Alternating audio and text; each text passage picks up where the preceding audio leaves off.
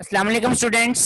आज हमारा ये जो टॉपिक है कंसंट्रेशन यूनिट्स, ये आपके लॉन्ग कैटेगरी में और इसके अलावा ये जो टॉपिक है ये आपका शॉर्ट कैटेगरी के ये जो क्वेश्चंस हैं, ठीक है, इसको ये कवर करेगा।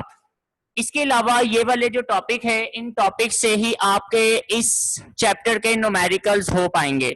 ठीक है, इस चैप्टर में जो न्यूमेरिकल्स आपको दिए गए हैं उन न्यूमेरिकल्स के लिए आपको बेसिकली इन कंसंट्रेशन यूनिट्स जो हैं, ठीक है, ये जो कंसंट्रेशन यूनिट्स आपको दिए गए हुए हैं, इन कंसंट्रेशन यूनिट्स के बेस पर ही आप अपने न्यूमेरिकल्स को भी कर पाएंगे। ये आपके शॉर्ट क्वेश्चंस में भी आते हैं, ठीक है, और ये आपको लॉन्ग कैटेगरी में भी आ सकता है। तो सबसे पहले आप लोग डेफिनेशन मार्क कर लीजिएगा बेटा। कंसंट्रेशन की डेफिनेशन आपको मिलेगी, जो हिस्सा आप हाईलाइट होता हुआ देख रहे हैं, ये कंसंट्रेशन की डेफिनेशन है। इस डेफिनेशन को आप लोग मार्क कर लें कि कंसंट्रेशन की ये डेफिनेशन है जो आप हाईलाइट होते हुए देख रहे हैं, और इसके साथ आपने ये लाइन ऐड करनी होगी, ठीक है। There are various types of units used, ये यूज्ड वर्ड लिखा हुआ है, आप अपनी बुक में देख लीजिएगा। यहां पर ये ई जो है, ठीक है, तो वहां पे आप अपने करेक्शन कर लीजिएगा। ये यूज्ड वर्ड है to express the concentration of solutions, और इसके साथ आपने दो यूनिट्स के नाम लिखने होंगे, एक परसेंटेज और एक मोलैरिटी। ठीक है, मोलैरिटी ये आपके पास नेक्स्ट है। ये दो उसके यूनिट्स हैं जिसके बेस पर आप कंसंट्रेशन ऑफ सॉल्यूशन को मेजर कर सकते हैं। तो ये नेम आपको यहाँ पे मेंशन करने होंगे। There are various types of units used to express the concentration of solutions, ठीक है, और उसमें आप एग्जांपल दे सकते हैं परसेंटेज एंड मोलैरिटी। ओके बेटा,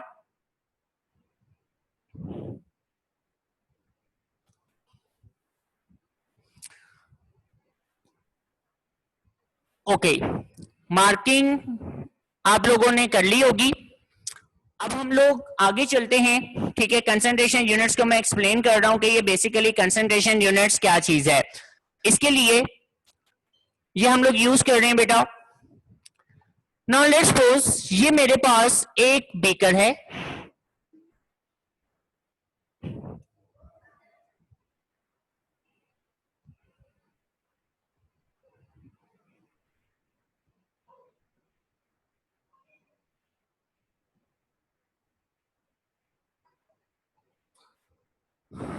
अब देखिए बेटा, इस बीकर के अंदर मैंने जो है ना बेसिकली एक सोल्यूशन जो है वो तैयार कर लिया हुआ है, ठीक है। Now I have a solution in a beaker, मेरे पास एक बीकर में एक सोल्यूशन तैयार कर लिया हुआ है। लेट्स सपोज मैं फर्स्ट कर लेता हूं कि ये जो मैंने सोल्यूशन तैयार किया हुआ है, इसका जो वॉल्यूम है वो बेटा 1000 है, ठीक है, यानी कि 1000 सेंटीमीटर क्यूब ये मैंने इसका वॉल्यूम जो है वो तैयार किया हुआ है। Its volume is 1000 centimetre cube, ठीक है। तो ये बेटा मेरे पास एक सोल्यूशन है जो बेसिकली 1000 सेंटीमीटर क्यूब जो है वो आपके पास एक सोल्यूशन तैयार हुआ है। अब इस सोल्यूशन के अंदर अगर मैं रेशियो देखना चाहूं, ठीक है, मैं यहां पे लिख रहा हूं, अगर मैं रेशियो निकाल लूं बिटवीन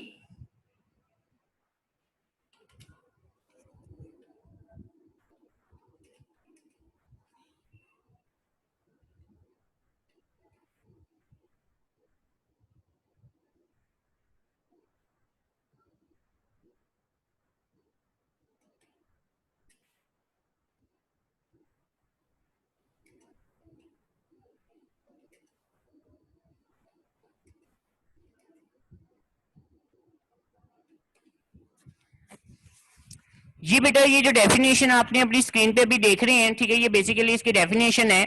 वो कहता है कि इट इज अ रेशियो, ये एक रेशियो है बेटा, ठीक है। This is a ratio between solute and solvent, के सोल्यूट और सॉल्वेंट में आपने रेशियो निकाल लिया, ठीक है। You have taken a ratio between solute and solvent, या फिर आप रेशियो ले लेंगे बिटवीन सोल्यूट एंड सोल्यूशन, ठीक है। तो बेटा हम इसे कंसंट्रेशन का नाम देंगे। यानी इसके कहने का मतलब यह है कि लेट्स सपोज अगर मैंने यहां पर 1000 सेंटीमीटर क्यूब जो है वो वाटर ले लिया, ठीक है, और इसमें अगर मैं बेटा 1 मोल जो है वो टेबल सॉल्ट ऐड कर देता हूं, ठीक है। इसमें मैंने कितना डाल रहे हैं बेटा, 1 मोल टेबल सॉल्ट यानी NaCl, मैंने 1 मोल लेकर इसमें डिसॉल्व कर दिया है, ठीक है। अब इसकी जो रेशियो होगी ना, यानी द अमाउंट ऑफ सॉल्ट, जो मैंने यहां पर सॉल्ट लिया है इसकी जो अमाउंट है, ठीक है, the amount of salt and the volume of solution, इसकी जो रेशियो लेंगे हम लोग, इसे हम कंसंट्रेशन कहेंगे। दिस इज द कंसंट्रेशन कि आपने इतने सॉल्वेंट में सल्यूट की कितनी अमाउंट डिसॉल्व की हुई है, बेसिकली उनकी जो रेशियो निकलेगी वो रेशियो कंसंट्रेशन कहलाएगी, इसे हम कंसंट्रेशन कहेंगे।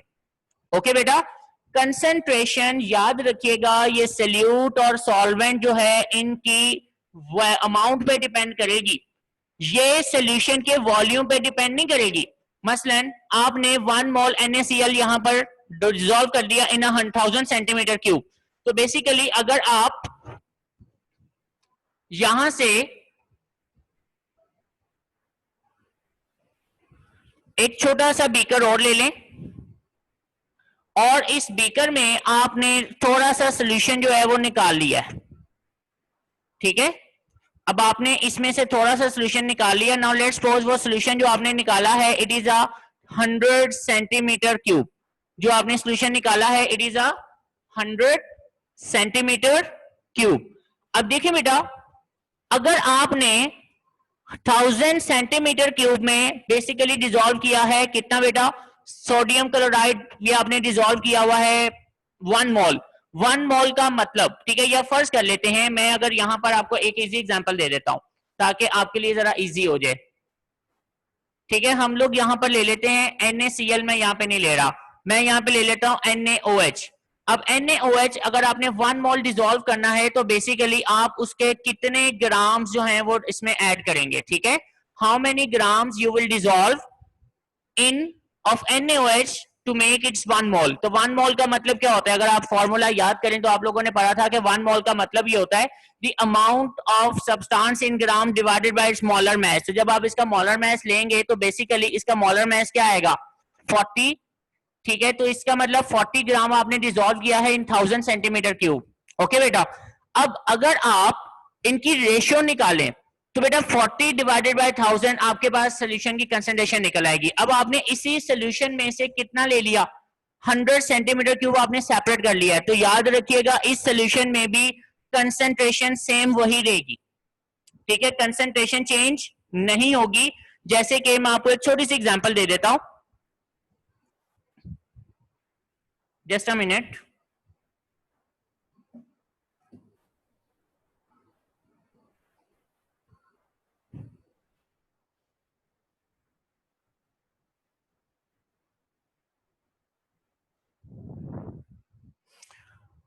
जी बेटा, तो एक छोटी सी एग्जांपल मैं आप लोगों को दे रहा हूं, ठीक है। अब इस एग्जांपल की मदद से आप जरा इसको समझ पाएंगे। ये मैं यहाँ कैलकुलेटर आपके पास शेयर करूंगा। यहाँ पर देखिए बेटा, ये रहा कैलकुलेटर, ठीक है, आपको यहाँ कैलकुलेटर नजर आ रहा होगा। अब आप इस कैलकुलेटर में अगर देखें तो मैंने कितना डिसॉल्व किया है 40, और इसमें सॉल्वेंट का वॉल्यूम मैंने लिया हुआ है बेटा कितना, बेसिकली 1000। तो इसका आंसर क्या आ रहा है 0.04, यानी इसकी ये मैंने रेशियो निकाली है, it is a concentration of solution 0.04। अब मैंने उसी सॉल्यूशन में से 100 सेंटीमीटर क्यूब जो सॉल्यूशन था उसको मैंने बाहर निकाल दिया, ठीक है। I will take 100 centimetre cube solution from 1000 centimetre cube. तो अगर मैं उसकी रेशियो निकालूंगा तो वो रेशियो क्या आएगी, तो बेटा 1000 में बेसिकली 40 ग्राम डिसॉल्व हुआ है, तो 100 में 4 ग्राम जो है वो बनेगा।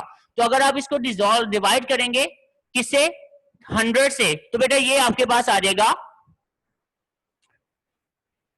0.04। ओके बेटा, तो ये 0.04 आप देख सकते हैं कि दोनों में कंसंट्रेशन जो है वो क्या रहेगी, सेम रहेगी। ओके, तो इसका मतलब ये हुआ कि जो concentration it is basically the ratio of solute and solvent, के जो आपने सल्यूट और सॉल्वेंट लिए हैं उनकी रेशियो को हम लोग जो है वो कंसंट्रेशन का नाम देंगे। तो concentration is the proportion of solute in a solution, it is also the ratio of amount of solution or the ratio of amount of solute to the amount of solvent। बेटा आप जैसे मर्जी इसको ले सकते हैं, आप टोटल सोल्यूशन ले लें या टोटल सॉल्वेंट ले लें, ठीक है। तो रेशियो आप निकाल लें सल्यूट और सॉल्वेंट की, तो वो आपके पास कंसंट्रेशन यूनिट्स निकल आते हैं। जी बेटा, यहाँ तक किसी का अगर कोई क्वेश्चन है तो वो प्लीज हैंड रेज कर ले, ताकि मैं इसको यहीं पे क्लियर करता चलूं, फिर आगे हम लोग देखते हैं। अब वो नेक्स्ट आपसे कहता है, please keep in mind that concentration does not depend upon the total volume. वो कहता है इस चीज को ध्यान में रखें कि जो कंसंट्रेशन है वो टोटल वॉल्यूम पे डिपेंड नहीं करेगी, और टोटल अमाउंट ऑफ सोल्यूशन इस पे भी डिपेंड नहीं करती। ठीक है, बेसिकली वो डिपेंड करेगी कि आपने सोल्यूट और सॉल्वेंट की रेशियो एक जैसी रखनी है, वो कंसंट्रेशन है बेसिकली। ठीक है, जैसे मैंने बताया, बल्कि वो आपको एग्जांपल भी दे रहा है। For example, a sample taken from the bulk solution will have the same concentration. कि अगर आप एक बड़े ज्यादा सोल्यूशन आपने बना लिया हुआ है, जैसे आपने 1000 सेंटीमीटर क्यूब सोल्यूशन बना लिया, चलें 1000 छोड़ दें, अगर आपने 5000 सेंटीमीटर क्यूब सोल्यूशन बनाया है, तो बेटा बेसिकली अगर आपको कंसंट्रेशन सेम रखनी है तो you have to dissolve 5 mole NaOH। तो आपको 5 मोल NaOH डिसॉल्व करना पड़ेगा। जब आप 5 मोल NaOH डिसॉल्व करेंगे इन अ 5000 सेंटीमीटर क्यूब, तो कंसंट्रेशन क्या रहेगी? सेम। अब आप उसमें से 1000 सेंटीमीटर क्यूब निकाल लें या आप उसमें से 100 सेंटीमीटर क्यूब निकाल लें, उनकी कंसंट्रेशन सेम रहेगी, इट डज नॉट चेंज, वो चेंज नहीं होगी। ओके स्टूडेंट्स, तो ये इसके कहने का मतलब है। अब बेसिकली हम लोग किसी भी सॉल्यूशन की कंसंट्रेशन को मेजर कैसे करेंगे? तो we can measure the percentage sorry concentration units with the help of percentage. एक परसेंटेज है हमारे पास, और बेटा दूसरा हमारे पास आ जाता है मोलैरिटी। ठीक है, ये मोलैरिटी जो है ये बेटा हमारे पास सेकंड थिंग है जो कि हमें कंसंट्रेशन जो है वो उसे फाइंड आउट करने में मदद दे सकती है। अब बात करेंगे परसेंटेज के हवाले से कि परसेंटेज क्या चीज है। ठीक है, ये टॉपिक थोड़ा सा ट्रिकी है और कॉम्प्लिकेटेड टॉपिक है ये थोड़ा सा। ठीक है, I will try my best कि मैं आपको यहाँ पर इसको अच्छे से समझा सकूं। If you have to any problem, तो आपने फौरी मुझसे डिस्कस कर लेना है, सर मुझे ये चीज नहीं समझ आ रही, मुझे ये दोबारा समझा दें। क्योंकि ये तमाम जो हाइडिंग्स आप देख रहे हैं ये एक दूसरे के साथ कह लो कि माइनर माइनर सा चेंज है। तो इसलिए अगर आपको कहीं पे भी कोई भी थोड़ा सा इशू होता है तो आपने फौरी तौर पर मेरे से डिस्कस कर लेना है। ओके स्टूडेंट्स, तो बात शुरू करते हैं परसेंटेज। परसेंटेज का मतलब क्या है? It is the definition of the percentage. ठीक है, percentage units of concentration refers to the percentage of solute present in a solution। Means कि आपने सोल्यूशन में कितने परसेंट सोल्यूट डिसॉल्व किया है वो परसेंटेज बन जाती है। ठीक है, means the percentage unit of concentration refers to the percentage of solute present in a solution कि आपने कितने परसेंट solute solution में डिसॉल्व किया है। दिस इज अ परसेंटेज, हम इसको परसेंटेज का नाम दे देंगे। ओके, जब हम आगे एग्जांपल्स देखेंगे तो आपको ये क्लियर होता चला जाएगा कि ये क्या कहना चाह रहा है। अब आगे देखिएगा, नेक्स्ट वो कहता है कि percentage of solute can be express by mass और बाय वॉल्यूम। ये आप दो तरह से ले सकते हैं, बाय मास भी और बाय वॉल्यूम भी। ओके, तो इस लिहाज से हमारे पास चार कैटेगरीज बन जाती हैं: percentage mass over mass, percentage mass over volume, percentage volume over mass and percentage volume over volume. ठीक है, ये हमारे पास ना चार डिफरेंट कैटेगरीज बनेंगी। अब हम लोग आते हैं अपने इस पहले पॉइंट की तरफ, the percentage mass over mass. What is meant by percentage mass over mass?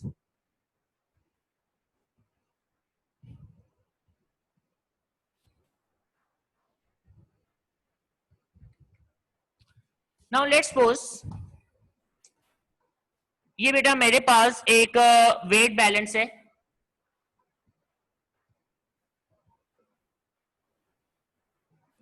Wait balance means जो कि वेट करने के लिए इस्तेमाल किया जाता है, बेसिकली इसे हम वेट बैलेंस कहेंगे।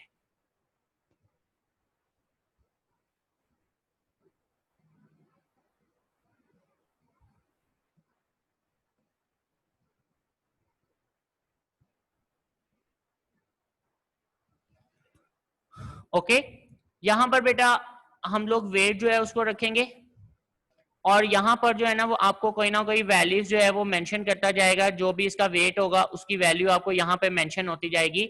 ये सेम वैसे ही है जैसे आप लोगों ने शॉप्स पे जाकर देखा होगा कि जब आप कोई उससे चीज मांगते हैं, ठीक है, लाइक शुगर है या कोई भी चीज है, वो आपको किस पे तोल के देता है बेसिकली। ठीक है, वो एक इसी तरह से उसके बाद टॉप लोडिंग बैलेंस होता है जिसके दूसरी तरफ भी वैल्यूज आपको लिखी हुई नजर आ रही होती है, भाई इतने ग्राम हो गया। ठीक है, और उसके फ्रंट पे भी उसको वैल्यूज लिखी हुई नजर आ रही होती हैं, ये इतने ग्राम हो चुका हुआ है, तो हम इसे बेसिकली टॉप लोडिंग बैलेंस कहेंगे। ओके, अब बेटा मैं आपको पढ़ाने जा रहा हूं, जो टॉपिक है वो है percentage mess over mess.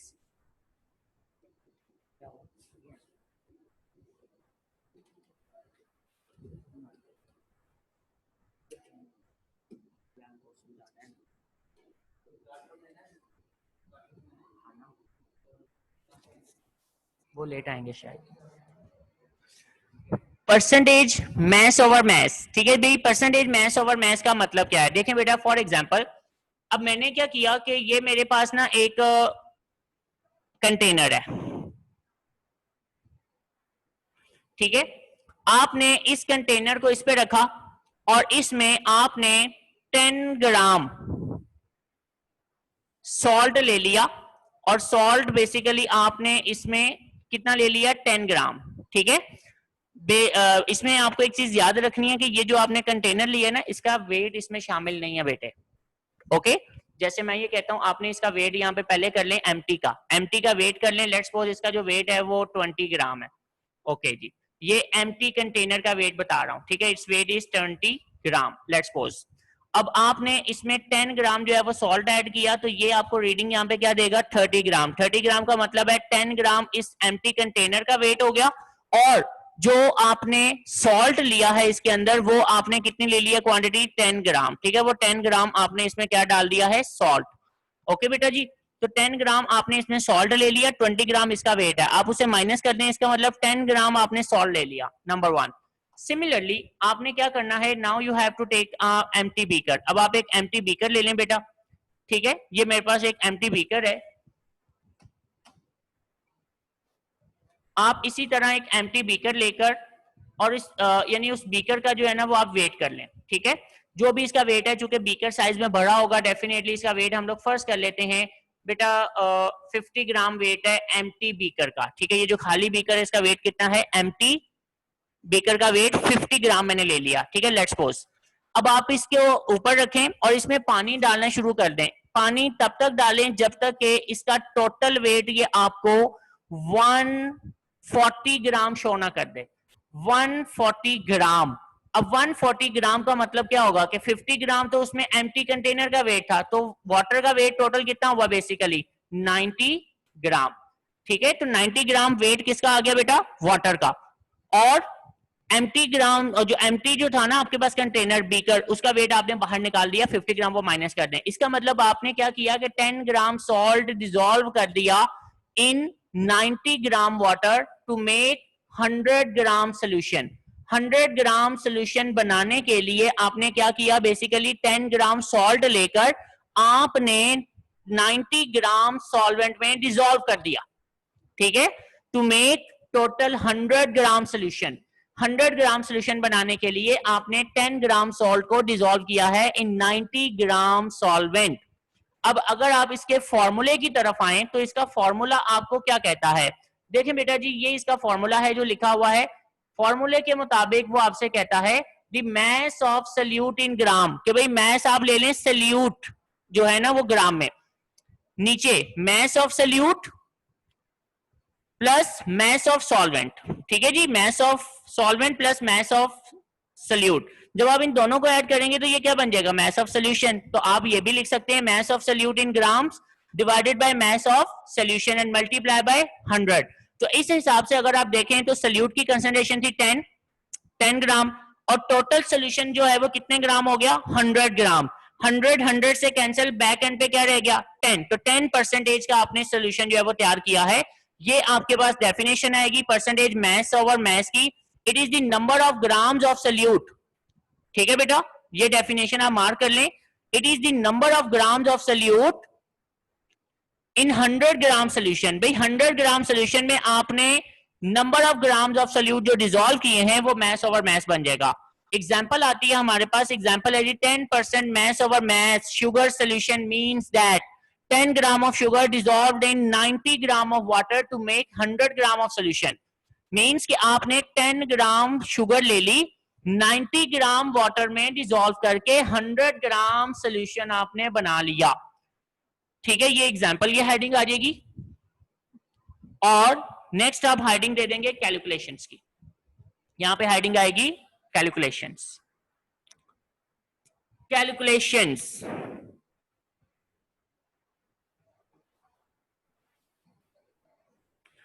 Calculation of this ratio is carried out by using the following formula. ठीक है, तो आप इसको इस फॉर्मूले को यूज करते हुए मेजर कर सकते हैं।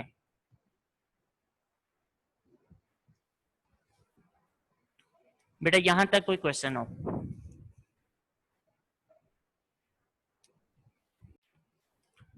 ओके बेटा जी, यहाँ पर मैंने आपके पास ना एक ये छोटी सी पिक्चर शेयर की है। ठीक है, ये एक खास किस्म की फ्लास्क होती है जिसे हम लोग मेजरिंग फ्लास्क कहेंगे। This is a measuring flask. ये मेजरिंग फ्लास्क है जो कि एक सोल्यूशन को मेजर करने के लिए इस्तेमाल की जाती है। अगर आप गौर करें तो यहाँ पर लिखा हुआ है 100 ml। ठीक है, यहाँ पे आप देख सकते हैं इट इज 100 ml, और यहाँ पर आपको ना एक छोटा सा निशान बना हुआ नजर आ रहा होगा इसकी नेक के ऊपर। मैं अगर इसको हाईलाइट कर दूं थोड़ा सा, तो ये एक सिंबल बना हुआ है इसके ऊपर। इसका मतलब अगर आप एक सोल्यूशन को यहां तक फिल कर देंगे ना, तो it is exact 100 centimetre cube. अब आपने क्या करना है बेटा, बेसिकली आपने 30 सेंटीमीटर क्यूब, ठीक है, इसके लिए ना हम लोग लेते हैं एक खास किस्म का मेजरिंग टूल। ये ना मेजरिंग टूल होता है जो कि 10 सेंटीमीटर क्यूब, इस तरह से ना एक ग्लास की लॉन्ग ट्यूब होती है। ठीक है,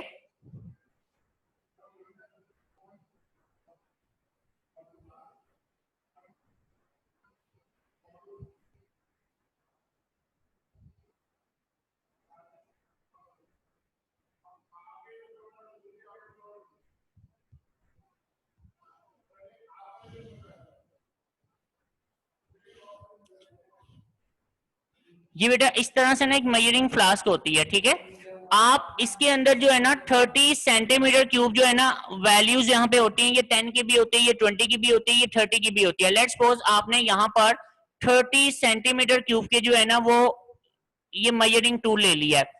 ठीक है, अब आप इसमें क्या करेंगे, आप इस 30 सेंटीमीटर क्यूब तक ना इसमें सारा अल्कोहल फिल कर लें। ठीक है, और इस अल्कोहल को आपने इस फ्लास्क के अंदर डाल देना है।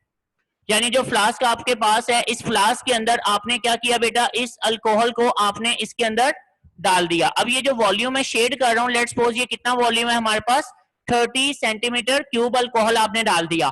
अब बाकी आपने क्या करना है कि इसके अंदर रिमेनिंग वाटर ऐड करते चले जाएं। जो वाटर ऐड करते चले जाएं, इतना वाटर ऐड कर दें कि ये इस शेड तक फिल हो जाए। जैसे ये शेड तक फिल हो जाएगा ना, so it is exact 100 centimetre cube. तो आपके पास ये जो सोल्यूशन बनेगा इसकी परसेंटेज 30 आ जाएगी। ठीक है, जैसे कि आपकी बुक के ऊपर उसने आपको समझाया, ये देखें मैं आपकी बुक शेयर कर रहा हूं यहां पर। वो कहता है फिर बता दूं, ये इसकी डेफिनेशन है बेटा जी, परसेंटेज की ये डेफिनेशन है, volume over volume, it is a volume in centimetre cube of solute dissolve पर 100 सेंटीमीटर क्यूब ऑफ सोल्यूशन। आगे इसकी एग्जांपल है, जो यहां तक एग्जांपल चलेगी, वो कहते हैं for example 30% alcohol solution means कि आपने 30% अल्कोहल सोल्यूशन बनाना है, डिसॉल्व इन सफिशिएंट अमाउंट, यानी 30 centimetre cube of alcohol dissolve in sufficient amount of water, कि आपने 30 सेंटीमीटर क्यूब अल्कोहल लिया और उसको सफिशिएंट अमाउंट ऑफ वाटर में डिसॉल्व करके टोटल वॉल्यूम कितना बना लिया, 100 सेंटीमीटर क्यूब।